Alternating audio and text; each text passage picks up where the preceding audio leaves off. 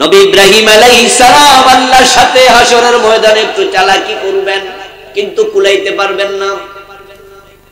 ওনার বাবারে যখন জাহান্নামের ফেরেশতারা হাতে পায়ে গলায় শিকল বেঁধে জাহান্নামের দিকে নিতে থাকবেন, প্রতিমধ্যে দেখা হয়ে যাবে ইয়ালকা ইব্রাহিম ওয়া আবাহু আযার ওয়া আলাইহি কাতারাতুন গাবারাহ।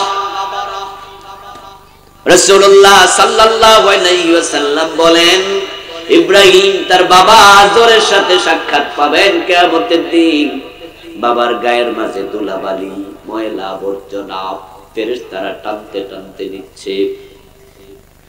সন্তান ইব্রাহিমকে দেখে জান্নাতি পোশাক পরিধানরত অবস্থায় সেদিন আযর বুঝবে, আজকে তো আমার ইব্রাহিম বড় সম্মানের আসনে বসে আছে। তার দিকে তাকাইলে হয়তো কিছু পাইতেও পারি। তিনি ইব্রাহিমের দিকে ফেল ফেল নয়নে তাকায়া থাকবে। ইব্রাহিম নবী তখন বাবারে বলবে, আলামা কুল্লাকা লা তাসিনি, ও বাবা আজকে এভাবে তাকায়া লাভ কি? দুনিয়ায় থাকতে তোমাকে আমি বলেছি আমার অবাধ্য হয়েও না, কিন্তু সেদিন তো আমার কথা তুমি শোনো নাই। আযর জবাব দেবেন, আলিয়াউমা লা আসিকা, আজকে অবাধ্য হব না, যা বলতে চাও শুনবো, বলো তুমি। তখন বাবার প্রতি মায়া জাগবে। ইব্রাহিম নবী আল্লাহর সাথে একটু চালাকি করে কথা বলবে, সরাসরি বলবে না আল্লাহ আমার বাবারে ক্ষমা করে দাও। এভাবে বললে আল্লাহ জবাব দেবেন, মুশরিকের কোনো ক্ষমা নাই। তাই ইব্রাহিম আলাইহিস সালাম একটু ঘুরায়া পেছায়া বলবেন, ইন্নাকা কাদুআতানি আল্লা তুখজিনি ইয়াওমা ইউবাসুন ফাআইয়ুল খিজি আখযা মিন আবিল আবাদ। প্রিয় নবীজি বলছেন, ইব্রাহিম আলাইহিস সালাম বলবো, ও আমার আল্লাহ, দুনিয়ায় থাকতে আপনি আমার সাথে ওয়াদা দিয়েছেন কিয়ামতের দিন আমাকে আপনি বেজ্জতি করবেন না।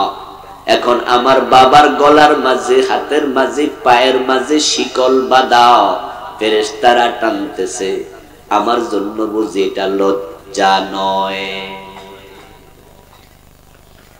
একটু ঘুরাইয়া ফিরাইয়া আল্লাহরে বুঝাচ্ছে। তো আপনি তো বলছেন আমারে শরম দিবেন না, তাহলে আপনার ওয়াদা যদি ঠিক রাখতে চান তাহলে আমার বাবা রশি তো খুলতেই হবে। ভাবছেন যে চালাকি করলে আল্লাহ কবুজের কথা তো ঠিক, যাও সাইরা দিলা। বলুন তো, বান্দা বেশি চালাক না আল্লাহ বেশি চালাক? ইয়েস, তিনি তো স্রষ্টা। যতটুকু চালাকি আপনার আছে হেডাও বানাইছে কে?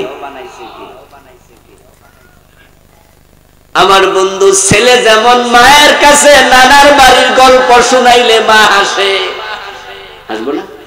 ছেলে যদি নানার বাড়ির গল্প মারে যায় শুনায়, মা তোমার বাবার বাড়ি বেড়াইতে গেছিলাম, বিশাল এক পুকুর আছে তোমার বাবার বাড়ি, তো মা মনে মনে হাসবে, ভূত তুই তো নানার বাড়ির পুকুর বিশাল আমারে শুনাইতে আইছিস।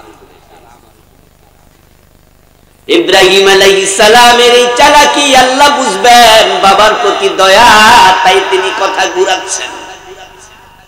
আল্লাহ তাআলা বলবেন, উনজুর তাহতা রিজলাইক, ইব্রাহিম তোমার পায়ের তলায় তাকায়া দেখো কি। ইব্রাহিম আলাইহিস সালাম উপর থেকে নিচের দিকে মাথা নামায়া দেখবেন বাবা আযর নাই, হাতে পায়ে শিকল বাঁধা। আযর যেখানে দাঁড়ানো সেখানে একটা শূকর দাঁড়াইয়া আছে রক্ত মাখা।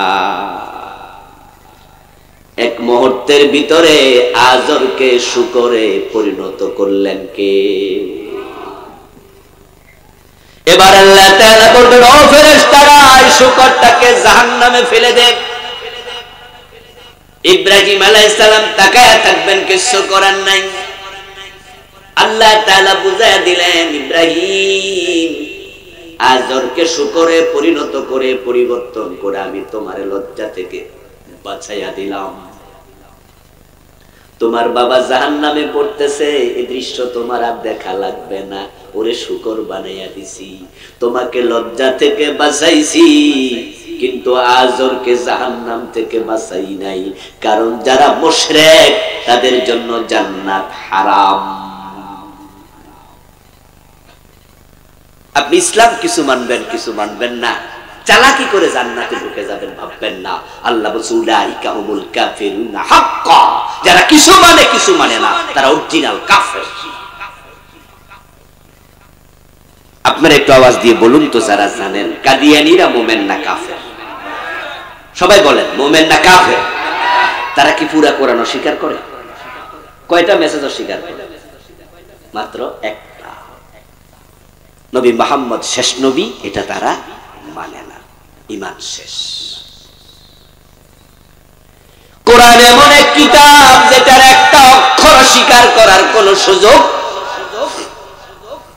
সব মানতে হবে, সব মানতে হবে।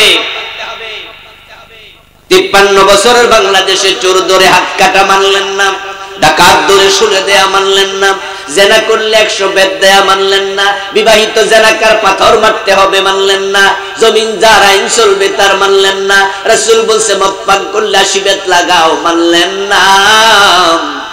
কাদিয়ানি একটা মেসেজ মানে নাই, তাদেরকে কাফের বলেন। নিজেরা ডজন ডজন বাদ দিয়া মুমিন দাবি করেন কেমনে? সেজন্য আলহামদুলিল্লাহ আল্লাহ কিছু বান্দাই জমিনে আছে, ছিল এবং তারা এখনো আছে। তারা বলছে আমরা আল্লাহ ছাড়া কারো আইন মানি না, মানতে চাই না, মানতে পারি না। তাদের দৃঢ়পদের কারণে তাদেরকে ফাঁসিতে পর্যন্ত ঝুলানো হয়েছে, তাদেরকে ফাঁসি দেওয়া হয়েছে। অপরাধ ছিল না কিছুই, অপরাধগুলো চাপিয়ে দিচ্ছে।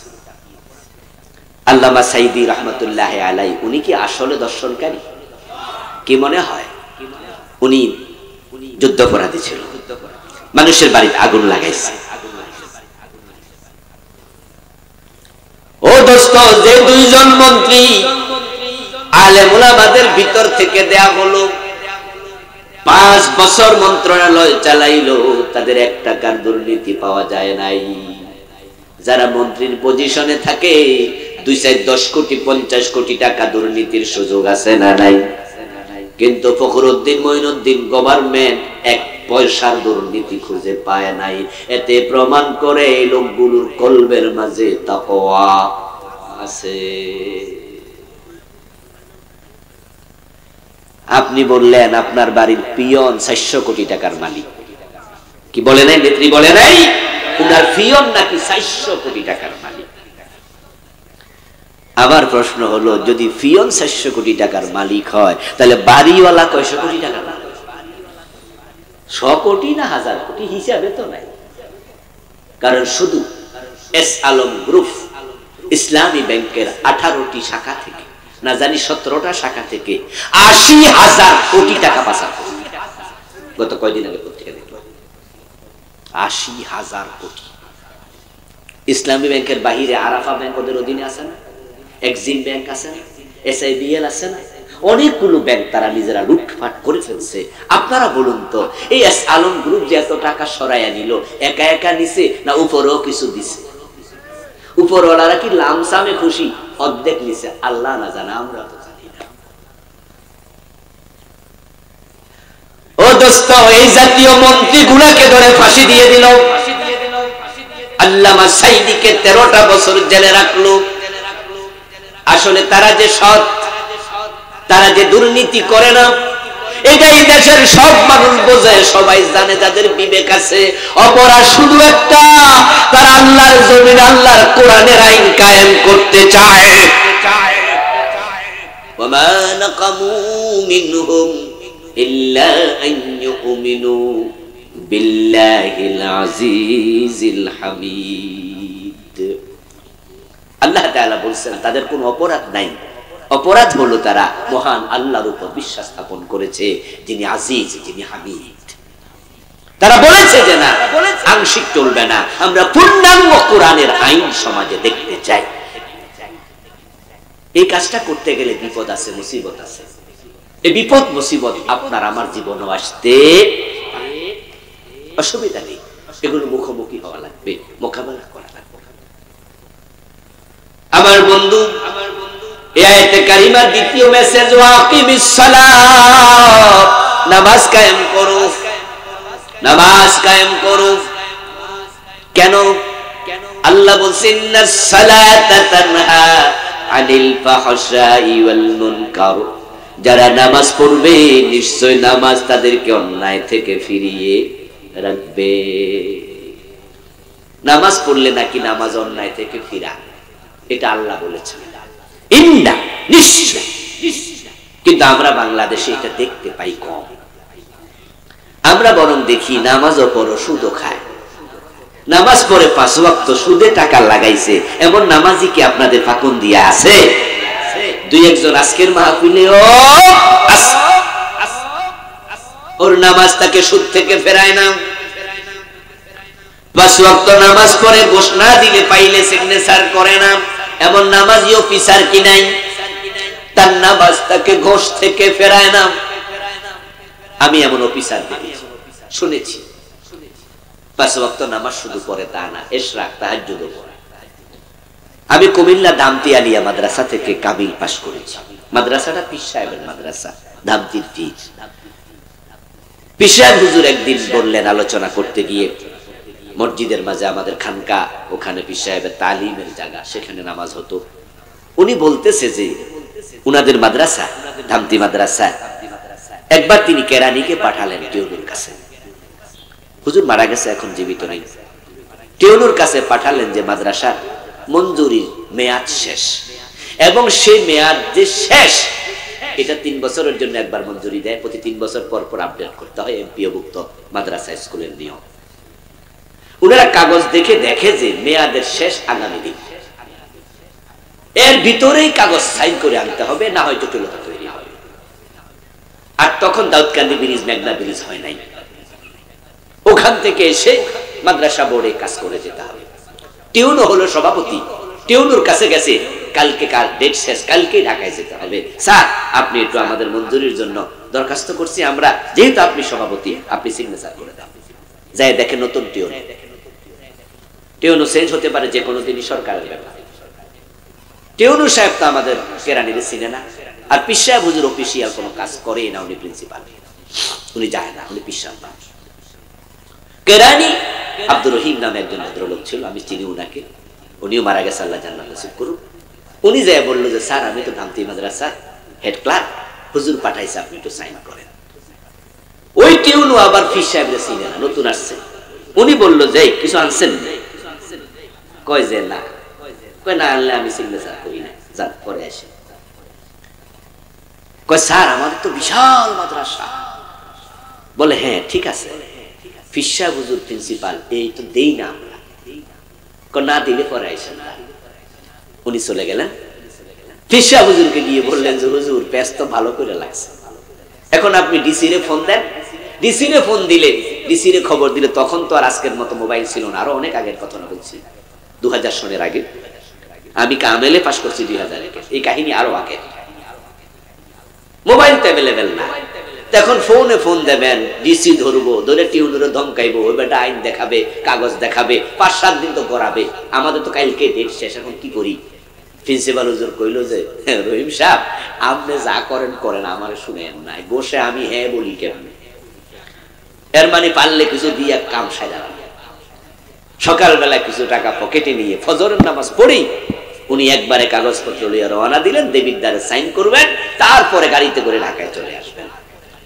ভোরে ভোরে হাসির সহ্য ওঠার কাছাকাছি সময় টিউনো সাহেবের বাড়ি গিয়ে কলিং বেল চাপলেন। দরজা খুলে এক ভদ্র মহিলা বের হলো, বের হয়ে বলে কাকে চান এত ভোরবেলায়? আমাদের আব্দুর রহিম সাহেব বললেন স্যার কই? স্যার তো ইশরাক না পড়ে আসে না, স্যার মসজিদে আছে, উনি ফজর পড়ে ইশরাক পড়ে তারপরে আসে। আব্দুর রহিম সাহেব বলে ভালোই তো, তাহলে মসজিদে পাবো, ঠিকানা তো একটা পাইলাম। মসজিদে গিয়ে দেখে ঠিকই আল্লাহর এক বান্দা জায়নামাজে বসে বসে জিকির করছে, সহ্য ওঠার অপেক্ষা করছে। উনি পিছন থেকে গিয়ে সালাম দিলেন, আসসালামু আলাইকুম। আল্লাহর বান্দা ঘাড় ফিরে কয় কে? বলে স্যার আমি যে কালকে আসছিলাম। ও আনছেন? কয় হ্যাঁ স্যার আনছি। আনলে বাসায় যান, আসতেছি। তারপরে উনি আবার তাড়াতাড়ি তাহাজ্জুদ ইশরাক করছে, পরে বাসায় যাইয়া সাইন করছে। আমার ভাই আল্লাহর ঘর মসজিদে বসে ইশরাক করে, তাহাজ্জুদ করে, কপালে কালো দাগ আছে কিন্তু ঘোষ ছাড়া সাইন করে না, এরকম বিচার কি উনি একা না আরো আছে? অভাব নাই, তার নামাজ তাকে ঘোষ থেকে ফেরাতে পারে। নাভি পর্যন্ত প্রলম্বিত দাড়িওয়ালা এমন ম্যাজিস্ট্রেট আমি চিনি, ঘোষ খায়া রায় পাল্টায়া দিছে। আমার দোস্ত 5 ওয়াক্ত নামাজ পড়ে, ওজনে কম দে, মালে ভেজাল দে, এমন ব্যবসায়ী নাই। এই যে রমাদান আসবে 3 মাস পরে, আমাদের দেশের ব্যবসায়ীরা 2 মাস আগ থেকে দ্রব্য মূল্য বাড়ায়া দেয়। অনেকে তো মুসের মাঝে তেল দেয়, রোজা আসতেছে, কেমনে কামানো যায়, 2 হাতে 4 হাতে কামাবে। এই জন্য দেখা যায় বাংলাদেশের অধিকাংশ ব্যবসায়ী তারা 11 মাস করে চুরি, রমাজানে করে ডাকাতি। ঠিক না বেটি? 11 মাস কি করে? চুরি করে, ওজনে কম দেব, মালে ভেজাল দিব, 2 নাম্বারের 1 নাম্বার বলে চালাইয়া দেব, যা করবেন এটা উল্টে দেব। আর রমাদানে ডাকাতি শুরু করে। ঠিক এই ব্যবসায়ীগুলো আবার মাসের শেষে তারা যাকাত হিসাব করে যাকাত দেয়, এবং তারা রমাদান মাসে ইফতার করায়। অনেক দোকানে গেলে দেখবেন যে একবারে ডালা বিছে ইফতার করাইতেছে, খাইয়া যান, খাইয়া যান, ইফতার খাইয়া যান। হুজুর বলছে যে মানুষ ইফতার করে, আল্লাহ হাউজে কাউসারের পানি খাওয়ায়, যেমনে কামাই হাউজের পানি তো মিস করা যাবে না। ভেজাল ইসলাম, 2 নাম্বার ইসলাম, এটা অরিজিনাল ইসলাম এটা হতে পারে না, ভুল ইসলাম, আসল ইসলাম বোঝো নাই। নামাজ অন্যায় থেকে কেন ফিরাবে না? আল্লাহ তাআলা তো বললেন নিশ্চয়ই নামাজ অন্যায় থেকে ফিরায়া রাখে, কিন্তু আপনার নামাজ আপনাকে অন্যায় থেকে ফিরায় নাই। অনেকগুলো কারণ। 1 নাম্বার কারণ, অনেকের নামাজ রাসূলের নামাজের সাথে মিলেই না, অথচ রাসূলুল্লাহ বলেছেন সাল্লু কামা রাআইতুমুনি উসাল্লি, তোমরা নামাজ পড়ো সেভাবে আমি নবীকে নামাজ পড়তে দেখেছো যেভাবে। সাহাবী নামাজ পড়লেন, প্রিয় নবীজি তাকায়া দেখেন তিনি নামাজে রুকুতে সোজা হয়ে দাঁড়ায় না, 2 সিজদার মাঝখানে সোজা হয়ে বসে না। এভাবে নামাজ শেষ করার পরে রাসূলুল্লাহ তাকে বললেন সাল্লি ফা ইন্নাকা লাম তুসাল্লি, এ মিয়া তুমি নামাজ আবার পড়ো, তুমি নামাজ পড়ো নাই, মানে তোমার নামাজটা হয় নাই, আবার পড়ো। ওই সাহাবী আবার পড়লো, ঠিক একই ভাবে রাসূল আবার পড়ালেন, আবার পড়লো, এইভাবে রাসূলুল্লাহ আবার পড়ালেন। পরে তিনি বলছেন আমাকে ফলো করো, আমাকে ফলো করো, আমি যেভাবে পড়ি সেভাবে পড়ো। রুকু দিয়া সোজা হয়ে দাঁড়ায় না, 2 সিজদার মাঝখানে বসে না, অথচ রুকু থেকে সোজা হয়ে দাঁড়ানো ওয়াজিব, 2 সিজদার মাঝখানে সোজা হয়ে বসা ফরজ। যে নামাজে ওয়াজিব, যে 2 সিজদার মাঝখানে বসলো না, রুকু থেকে সোজা হয়ে দাঁড়ালো না, সে ওয়াজিব ছেড়ে দিল, তার জন্য সিজদা দেয়া আবশ্যক ছিল, এইটাও করলো না, নামাজ কি হলো না বাতিল? তো এই নামাজ আপনাকে অন্যায় থেকে ফিরাবে কেমনে? নামাজের মাঝে 13টা ফরজ আছে, আরকান আহকাম। 1 নম্বরে শরীর পাক, 2 নম্বরে কাপড় পাক, 3 নম্বরে নামাজের জায়গা পাক আছে না? এখন আপনার শরীরের মাঝে সুদের টাকা, গোশের টাকা ঢুকছে, পেটে যা খাইছেন চর্বি, নারী বুড়ি, শুধু গোশ আর সুদ, হারাম টাকায় ভরা। পবিত্রতা 2 প্রকার, তহারাতে জাহিরি, তহারাতে বাতিনি। যদি ময়লা লাগে পেটে, ময়লা লাগে রানে, প্রস্রাব পায়খানা লাগছে, পানি দিয়া দৌ পরিষ্কার হবে, কিন্তু পেটের ভিতরে রক্তের ভিতরে হারাম ঢুকাইছ, সেটা পরিষ্কার হবে কেমনে? আল্লাহর কাবায় গিয়ে দোয়া করবা, মাতামুহু হারামুন ওয়া মাশরাবুহু হারামুন ওয়া মালবাসুহু হারাম ওয়া গুযিয়া বিল হারামি ফান্না ইস্তাজাবু লিযালিকা। ইয়া আল্লাহ, ইয়া রব, ইয়া রব বলে কাবার সামনে দোয়া করে আমার রাসূল কয় পেটে হারাম, কাপড়ে আছে হারাম, পানি যে পান করছে, বিদ্যুতের টাকা দিছে, এটাও তো হারাম। যে এত হারাম খায় তার দোয়া কাবার সামনেও কবুল হবে না। মানিশতারা সাওবান বিআশারাতি দারাহিম, ফিহি দিরহামু হারাম লাম ইয়াকবালিল্লাহু লাহু সালাতাহু মা দামা আলাইহি। 10 টাকা দিয়ে কাপড় কিনছো, 9 টাকা হালাল, 1 টাকা হারাম। এই কাপড় পরে যতই নামাজ পড়ো 1 রাকাত কবুল হবে না। 1 নম্বরে শরীর পাক, 2 নম্বরে কাপড় পাক। কাপড়ে পসরা পায়খানা লাগছে, পুকুরে নিয়ে ধোয়া দেন, কলের মাঝে পানি ছেড়ে ধোন, পরিষ্কার হবে। হারাম টাকা ঢুকেছে, বঙ্গোপসাগরে ধুইল পরিষ্কার হবে না। অথচ যে যায় নামাজে খারাই নামাজ পড়ে, এটাও হারাম টাকা দিয়ে কিনছে, এমন মুসল্লিও সরাসরি হারাম টাকা হজ করতে যায়। যারা সিনেমার নায়ক নায়িকা তারাও তো হজ করে, মাঝে মাঝে করেনি? কথা কয় না কেন আমার ভাইয়েরা? করেনি? হ্যাঁ, সিনেমার নায়িকা হজ করে আসে, সিনেমার নায়কে হজ করে। আচ্ছা, এই যে টাকাটা যেটা হজ করছে এটা কি বানাইয়া কামাইছে? সিনেমা। আর দেহ দেখাইয়া নাচা ধুইল্লা এই আকাম কইরা কামাইছে, টাকাটা কি হালাল না হারাম? তো এটা দিয়া হজ করে দোয়া করছো, নামাজ পড়ছো, কিসের নামাজ, কিসের দোয়া? সুদ খেলে 73টা গুনাহ, সবচেয়ে ছোটটা মায়ের সাথে জেনা। তোমার কিসের নামাজ? কিসের নামাজ তোমার? তারপরে নামাজের জায়গা ফাঁক। এখন তো মসজিদ হয়ে গেছে অধিকাংশ নাফাক, কারণ মসজিদ বানানোর সময় খোঁজে কার বেশি টাকা আছে, হেরে সভাপতি বানাইবে। ঘোষ কাকার সুদ খাক, অসুবিধা নেই, হেরে করবো যে আমনে সভাপতি হয়ে যান, আমনে দোতলা সাফ করে দিয়ে। অথচ বেটা সুদী ব্যাংকের মালিক, সিনেমা হলের মালিক, মসজিদের সভাপতি। এমন ঘটনা বাংলাদেশে আছে। কেমনে বানাইবে? সিনেমা চালাইয়া একাম করে খায়। তাহলে আমাদের দোতলা হওয়া দরকার, আমাদের মসজিদ বিল্ডিং হওয়া দরকার। রাসূলুল্লাহর মসজিদ ছিল কাঁচা, মুসল্লি ছিল পাকা। আর আমাদের মসজিদ হয়েছে পাকা, মুসল্লি হয়েছে কাঁচা। আর কানা হাকাম 13 ফরজের মাঝে কেরাত পাঠ একটা ফরজ। কেরাত পড়া যেমন ফরজ, বিশুদ্ধ কেরাত পড়াও ফরজ। কত মুসল্লি খবর নেন সূরা ফাতিহাটাই শুদ্ধ লাহানে জলি। তোমার নামাজ তোমাকে অন্যায় থেকে কেমনে ফিরাবে? নামাজের ভুলের অভাব নাই, নামাজ রাসূলের সাথে মিলে না। কত মাসলা ভুল, 1-2টা, ডজন ডজন। ইমাম যখন ভুল করে পিছন দিয়ে আমরা তাকে সংশোধন দেই, লোকমা দেই। বাংলাদেশে লোকমা দেয়, পিছন দিয়া মুসল্লিরা কি বলে? আল্লাহু আকবার। প্রিয় নবীজি কি শিখাইছে? সুবহানাল্লাহ। শিখাইলো কি? আর আমরা কই? قال رسول الله صلى الله عليه وسلم للرجال التسبيح وللنساء التسبيح। রাসূলুল্লাহ শিখাইলেন, পুরুষ মুসল্লি যদি লোকমা দেয়, সে যেন সুবহানাল্লাহ পড়ে, তাসবিহ পড়ে। আর যদি মহিলা মুসল্লি থাকে, তারা কথা বলবে না, মুখ দিয়ে হাতের উপর হাত আওয়াজ করবে। কোন আল্লাহর বান্দা যে আল্লাহু আকবার ঢুকাইছে সুবহানাল্লাহ সরাইয়া, আমি আজ পর্যন্ত বুঝে পাই না।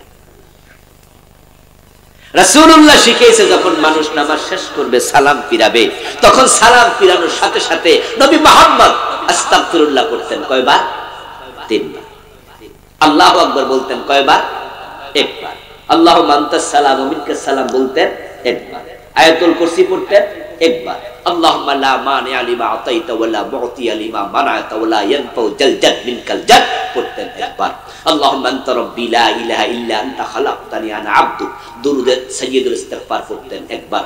আশহাদু আল লা ইলাহা ইল্লাল্লাহু ওয়াহদাহু লা শারীকা লাহু এই লম্বা দোয়াটা পড়তেন 1 বার। সুবহানাল্লাহ পড়তেন 33 বার, আলহামদুলিল্লাহ 33 বার, আল্লাহু আকবার 34 বার। আরো কত দোয়া রাসূল বলেছেন, হাদিসের কিতাবগুলোতে আছে।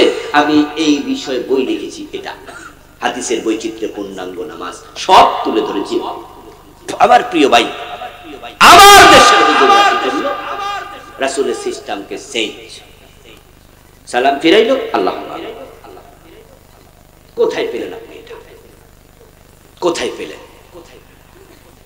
এখন হুজুর আল্লাহুম্মা আমিন কইয়া মুখ মুছলো, মুসল্লিরা মুছলো, এবার হুজুরও খাড়ায়া সুন্নাত পড়ে, মুসল্লিও সুন্নাত পড়ে। রাসূলের শিখানো এই দোয়াগুলো বাংলাদেশে মরে গেছে,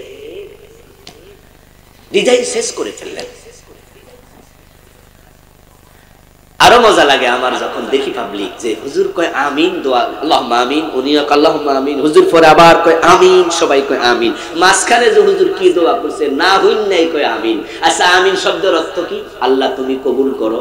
এই যে আপনি না বুঝা কবুল করো কইলেন, আপনি মসজিদের সভাপতি, অনেকদিন বেতন বাড়ান না, হুজুর তো হাত তুইলা কইতে পারে আল্লাহ তার সভাপতিগিরি ছুড়াইয়া দাও, আপনি কোন আমিন। এখন না বুঝছে যে আমিন আমিন শুরু করলেন, কোন দিন কোন দোয়া মারে কত যায় না।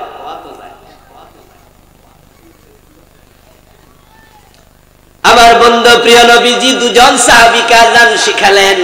ডিজাইন দেখেন কেমন আমরা চেঞ্জ করি। হযরত বেলাল, হযরত আবু মাহজুরা রাদিয়াল্লাহু তাআলা আনহুমা আল্লাহর নবী আযান শিখালেন, আল্লাহু আকবার বলে আযান দাও। বাংলাদেশের কিছু জায়গায় দেখা যায় আযানের আগে দুরূদ শরীফ চালায়া দিছে। আশা করছি এলাকায় নাই, না থাকাই ভালো। কিছু কিছু জায়গায় দুরূদ শরীফ চালায়া, জিজ্ঞেস করি আমি পাইলেন কই? কোন না হাদিসে নাই, কিন্তু অসুবিধা কি? আচ্ছা আপনার মত ইসলাম চলবে না কোরআন হাদিস মতো চলবে? আমার বন্ধু নামাজে দাঁড়াইছেন, নামাজে দাঁড়ায়া মুসাল্লার দোয়া দিয়া নামাজ শুরু। ইন্নী ওয়াজ্জাহতু ওয়াজহিয়া লিল্লাযী, এটার নাম দিয়েছে মুসাল্লার দোয়া।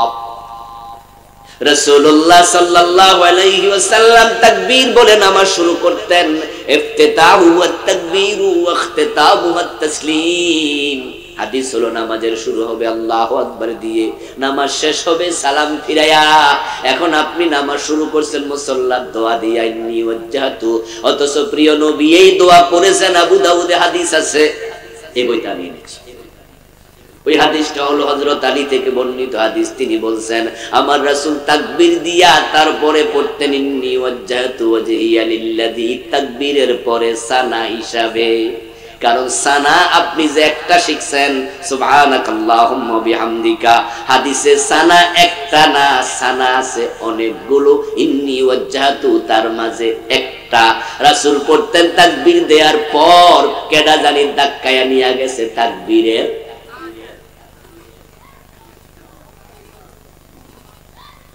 আযানের মাঝে রাসূল শিখালেন ইযা সামিতুমুল মুয়াজ্জিনা ফাকুলু মিসলা মা ইয়াকুল।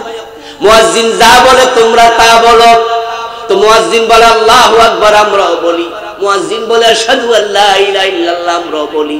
মুয়াজ্জিন বলে আশহাদু আন্না মুহাম্মাদুর রাসূলুল্লাহ, তখন আমরা কি বলি?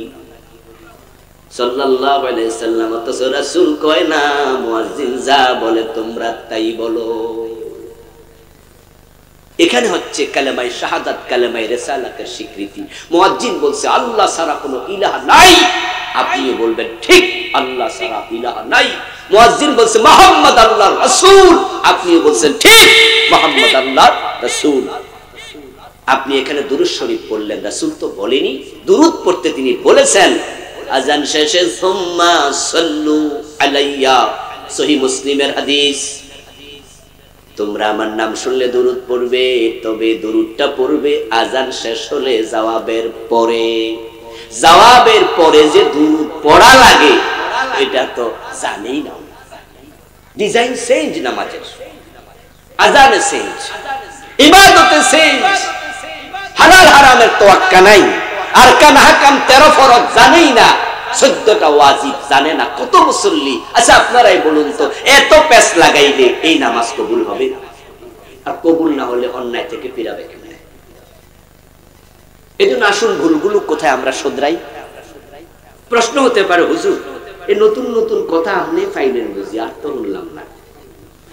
আমি বলবো দোস্ত, ভুল ঢুকেছে অনেক কিছু। আমাদের ওস্তাদরা মুরব্বিরা যারা ছিলেন, এটা তাদের সমস্যা, তবে তাদেরও দোষ দেয়া যাবে না। আজ থেকে 100 বছর আগে বাংলাদেশে টাইটেল মাদ্রাসা, দাওরা মাদ্রাসা ছিলই তো না। তখন মানুষের কাছে ফতুয়ার কিতাবের নাম ছিল মকসিদুল মুমিন, নিয়ামুল কোরআন, এগুলা ছিল মুখ ফতুয়ার কিতাব। সারা বাংলাদেশ একটা টাইটেল মাদ্রাসা ছিল না। টাইটেল পাশ করলে কলকাতা যেত। দাওরা মাদ্রাসা হাটহাজারি ছিল না, মেখল ছিল না, কোনটাই ছিল না 100 বছর আগে। এগুলো ছোট ছোট মক্তব টাইপের ছিল, 2-4 ক্লাস ছিল। দাওরা পাশ করতে দেওবন্দে যাওয়া লাগতো। আর এখন সারা বাংলাদেশে অসংখ্য দাওরা মাদ্রাসা আছে। আপনাদের কিশোরগঞ্জে জামিয়া এমদাদিয়া ছাড়াও আরো দাওরা মাদ্রাসা আছে না? কত আলহামদুলিল্লাহ, বুখারী পড়ে, মুসলিম পড়ে, মিশকাত পড়ছে, আবু দাউদ, তিরমিজি, সিয়াসিত, তার ভিতরে বাহিরে কিতাব পড়ছে। তো আগের লোকেরা কিতাব ছিল না, পড়ার লোক নাই, তাই তারা ভুল করছে। হতেই পারে ও ভাই, আজ থেকে 30 বছর আগে দাঁত তোলার জন্য আমরা কি ডেন্টাল ক্লিনিকে যাইতাম না রাস্তার পাশেও দাঁত তুলতাম? যারা আমার সমবয়সী আছেন তারা দেখছেন যে এরকম বাক্সায় লইয়া প্লাস দিয়া টাইম না তুই। এবং আজকে যে চুল কাটার জন্য আমরা এসি ভিআইপি সেলুনে যাই, আগে কি সেলুনে না রাস্তার সাইডে বইয়া? হ্যাঁ, যারা চুল কাটতো দুই হাঁটুর মাঝখানে মাথা ঢুকাইয়া তারপরে টানবে। এখন দেখেন আমরা দাঁত তোলার জন্য কি দারুণ ভিআইপি ডেন্টাল ক্লিনিক, এবং সেখানে এমন চেয়ার আছে সবাইয়া দিয়ে টিপ মারলে হইয়া যায়, টিপ মারলে কারে যায়, কি মজা, কাইতয় শীতয়। এখন যদি আপনি ফ্লাশ দিয়া দাঁত তোলেন তাহলে পাবলিক কবু এই ব্যাক কল, এর কাছে কেসব কেন? আগে ভুল ছিল, মকসুদুল মুমিন এর চেয়ে বেশি ছিল না। আমাদের উস্তাদরা বক্তব্যে পড়াইছে মুন্সি মানুষ আনাকুম বানাকুম তানাকুম। উনারা ভুল করছে, আচ্ছা এই ভুল নিয়ে আল্লাহ পর্যন্ত যাবেন নাকি সংশোধন দরকার? কি মনে হয় আপনার? এজন্য আসুন আমরা আমাদের নামাজকে পরিশুদ্ধ করি, আমরা হারাম পরিত্যাগ করি, আর কানা হাকাম বুঝি, যে ভুলগুলো আছে সংশোধন করি। অনেকগুলো ভুলের সংশোধনে বইটি আমি লিখেছি। আমার লেখা একটা বই আছে আলহামদুলিল্লাহ শিরকের উপরে, চলমান 29টা শিরিক লিখেছি, 38টা বেদাত লিখেছি। এই মাসে একটা এসেছে, গত মাসে লিখলে আলহামদুলিল্লাহ শেষ করলাম, ছাপানো হলো রাসূলুল্লাহর জীবনের উপরে। যেমন ছিলেন প্রিয় রাসূল সাল্লাল্লাহু আলাইহি ওয়াসাল্লাম, উনার সূরত সিরাত একসাথে তুলে ধরেছি। পরকাল নিয়ে লিখেছি। 8টি বই আছে বাহিরে, আমার গাড়ি আছে, কালো গাড়িতে ড্রাইভারের কাছে পাবেন, যাওয়ার সময় নিয়ে যাবেন। যে কথাগুলো বললাম আল্লাহ তাআলা আমাকে যারা শুনলেন সকলকে আমল করার তৌফিক দিন বলি আমিন। এলাকার যুবকেরা 16 বছর ধরে মাহফিলটা করছে, গতকালও হয়েছে, আজকেও হয়েছে। আমরা তাদের জন্য একটু দোয়া করে বিদায় নিতে চাই।